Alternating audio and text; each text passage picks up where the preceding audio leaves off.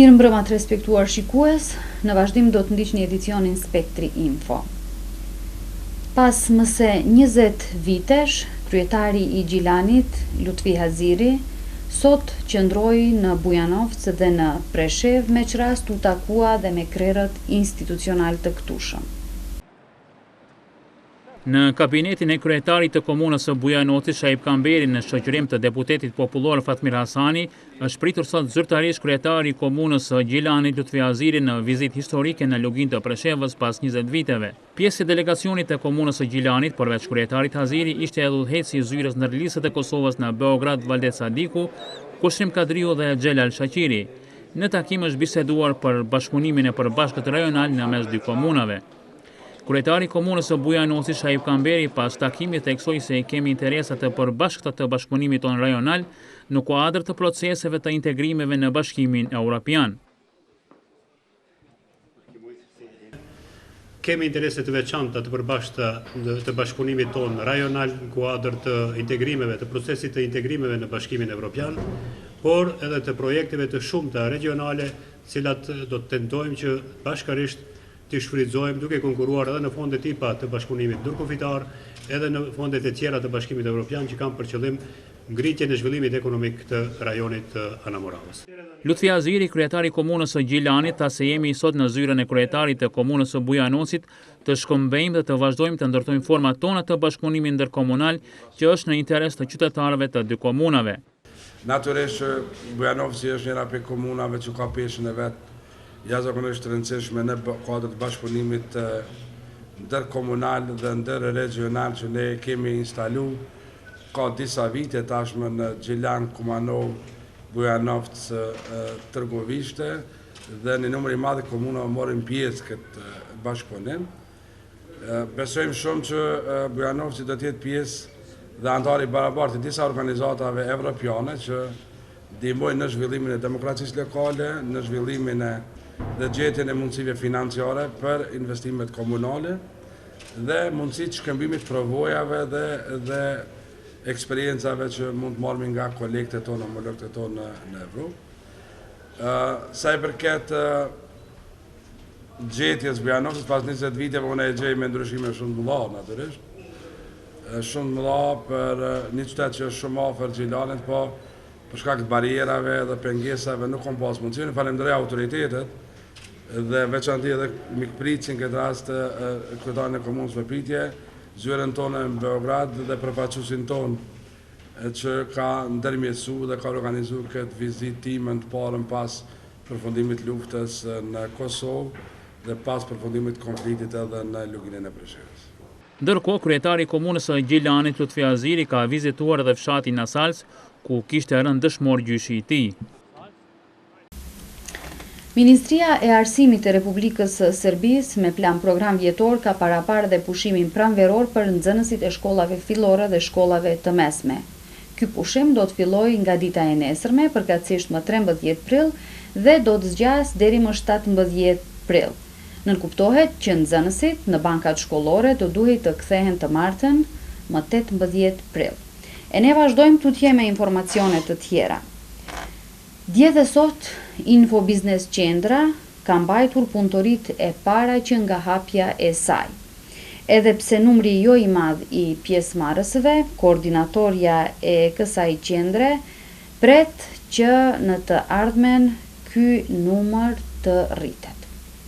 Info Business Qendra, e cila është hapur ditë më parë në Bujanovc, ka filluar të realizojë aktivitetet e saj. Me çrast, gjatë ditës së djeshme, si dhe sot, ka mbajtur 2 punëtori me temë kryesisht rreth mënyrës të shkruarit të një CV-je, theksoi ndër të tjera koordinatorja e kësaj qendre. Sipas saj, interesimi i pjesëmarrësve këtë herë nuk ishte shumë i madh për arsye të ndryshme. Kjo është aktiviteti i dytë me radhë. Dje është mbajtur një trajnim i cili ka pas të bëjë me shkrimin e CV-së së letrës motivuese, kurse sot është vazhdim i trajnimit të djeshëm dhe është biseda me punëdhënësin ose intervista me punëdhënësin, si ti paraqitemi sa më mirë para punëdhënësit në momentin kur ata na ftojnë në intervistë. Domethënë kjo është tema e sotit. Ideja ka qenë që na me ftuar studentët e viteve të 4-ta ose të viteve të 3-ta, të cilët janë në fakt përfundimit të studimeve, edhe nxënësit e viteve të 3-ta dhe të 4-ta të shkollës mesme. Megjithatë, kemi pas disa nxënës të shkollës mesme dje, por që fatkeqësisht nuk ishte shumë të interesuar. Ndër të tjera, zonja Aliu shpreson se në të ardhmen numri i pjesëmarrësve do të jetë më i madh pasi që trajnimet janë falas për të gjithë të interesuarit. Kjo për shkrimin e CV-s edhe për bisedën me punëdhënësin ka qenë më shumë për këta që janë prag për fundimit studimeve, që siç thash, cilët i prit nga koha e kërkimit punës, po sidoqoftë mundën marrë edhe ata më të rinj që janë, për shembull viteve të para apo viteve të dyta. Krejt varet sa ata janë të interesuar dhe sa dojnë me mësu diçka. Ajo që është më rëndësishme për neve është me pas na sa më shumë të interesuar edhe na më ofru diçka ative që na kena arrit gjatë trajnimeve. Domethënë krejt kjo që e bëjmë na e bëjmë falas. Vetëm nevojitet tash edhe vullneti i tyre me qenë. Në Info Business Qendrën pritet që edhe javën e ardhshme të mbahen trajnime, temat e të cilave do të përcaktohen në bazë të kërkesave të interesuarve.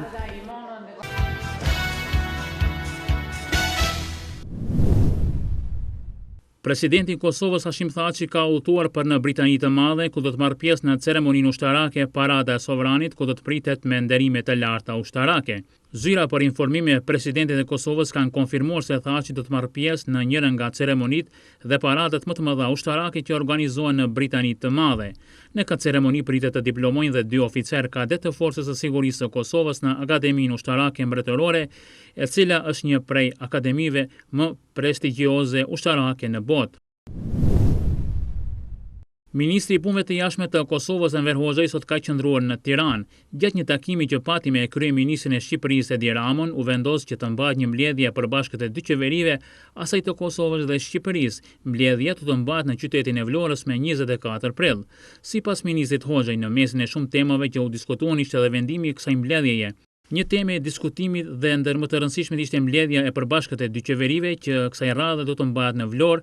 Kemi një lajm të mirë që do të ndajmë me ju dhe mbledhja përbashkët do të mbahet më 24 prill, ka thënë Hoxha më njëherë pas takimit që pati me ministrin e jashtëm të Shqipërisë Dimitër Bushati. Ministri Hoxha pati një takim me kreun e Kuvendit Ilir Meta, me të cilën bisedoi rreth bashkëpunimit dypalësh dhe zhvillimeve të fundit në rajon. Ambasadori britanik në Maqedoni Charles Garrett konsideron se ngjarjet me zgjatjen e seancës konstituive në Kuvendin e Maqedonisë e prish imazhin e këtij institucioni në Maqedoni, por edhe jashtë saj. Parlamenti është thelbi i demokracisë në Maqedoni. Ngjarjet aktuale në Kuvendin e Maqedonisë bëjnë antishërbim për zhvillimin e demokracisë. Ato e minojnë kredibilitetin e institucionit në Maqedoni dhe jashtë saj. Demokracia nuk vjen shpejt. Asfaltimi nuk ka fund, ndërsa demokracitë duhet vazhdimisht të kërkojnë mënyra se si të përforcohen, tha Garrett në fjalimin gjatë prezantimit të raportit të asociacionit për monitorim të Kuvendit në vitin 2016. Apel për zgjidhje më të shpejtë të kryetarit të Kuvendit dhe zgjidhje të gjitha trupave punues dërguan edhe nga Most. Kuvendi duhet ta marrë rolin kushtetues si trupi më i lartë legjislativ dhe kontrollor i pushtetit ekzekutiv, theksoi Darko Aleksov.